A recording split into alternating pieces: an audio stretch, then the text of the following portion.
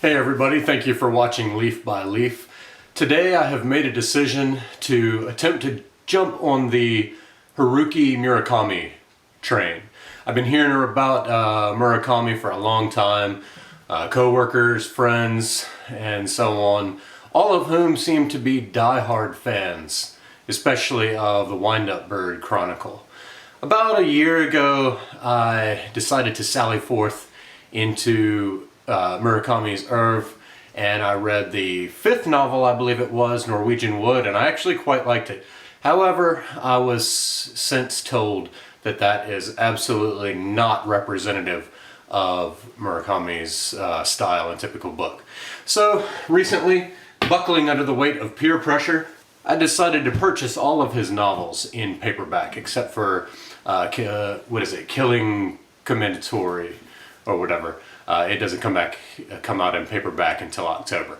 But anyhow, I decided I would start from the beginning, chronologically by original publication date in Japan, and just read through and see what I thought. So over the weekend, I read his first and second novel, which the first one is, the first one is Hear the Wind Sing. This is about 100 pages, and then I like this design. Flip.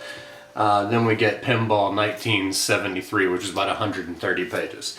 So this is, it's interesting. I don't think that these novels would have, or novellas would ever have been translated and sold on this scale had not this author become, mega popular, because they're pretty bad.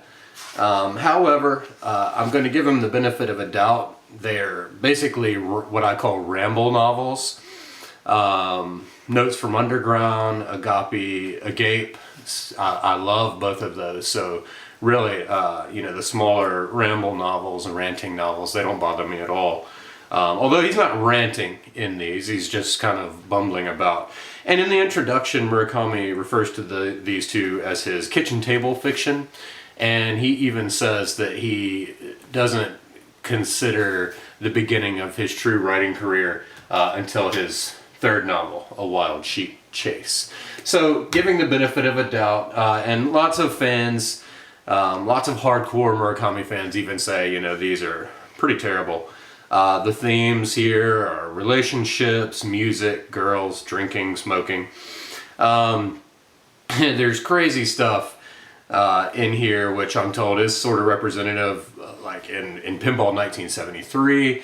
There's an element that would make even the most remote feminists squirm. There are these two twins that come out of nowhere and they bathe him and cook for him, and there's a scene of them cleaning out his earwax. So they're these like young, lithe servants almost, but again they show up completely inexplicably, and they won't tell him their name. So these are 1 and 2 also of the Rat trilogy. The Rat is the closest we get to an actual name in here. I think there's another one, but anyway, it's cool because it also shows a novelist tuning his piano, to borrow a phrase from the great John Barth in his first novel, The Floating Opera. It opens with a chapter called Tuning My Piano, which is a great way to think about it. And this book is very self-aware. It starts off, obviously, it starts off with him talking about how he despaired when he sat down to write, and he's trying to get started, and he has this nice little quote in here at the beginning. All the same, writing honestly is very difficult. The more I try to be honest, the farther my words sink into darkness. And any writer, I think, has felt that. So I like the commentary. I like anything that's about the craft of writing and the writer's life. There's also this nice little quote. It says, "What would be the point of writing a novel about things everyone already knows?" So I think that gives me a glimpse into what people are talking about when they talk about Murakami's books. Surrealism and unexpected elements and so on. What else did I get out of this? The first novel often is about you, the writer, and that's very much true here. Let me see, with Pinball, our narrator and the rat are sort of seen as the twin flippers in a pinball machine, if you will. And he has some nice metaphors, some nice figurative writing in here. I liked this. The light streamed through the tall windows like in a Rubens painting, neatly dividing our table down the middle so that my right hand was illuminated and my left was in shade. That's beautiful. So he's definitely a promising writer at this point. Now, the reason that I bought all paperbacks, not only, are they a little cheaper and so on, but I fully believe that I will resell them all at a used bookstore, just because I don't see someone this popular as being books that I'll read over and over again. I try to only keep books that I'll read over and over again in my library, and then get them in hardcover. At the same time, not to go into this with a negative predisposition, but I just typically don't like modern fiction, although I try to stay in touch with it, and I'll do a quick run through to kind of show you where I fall. For example, this one, the Pulitzer Prize, Less, I found that this was horrible. I cannot believe that people think this is a funny book or a heartfelt book. This is basically a half-baked travelogue with doomed relationships. And furthermore, that won the prize following Donna Tartt's The Goldfinch. This was amazing. This is a true work of art. Beautiful, beautiful writing. So it's just really a negative trend. Also recently, Improvement, Joan Silber. Terrible. However, An American Marriage, Tayari Jones. This is even an Oprah Book Club selection. This is a beautiful book.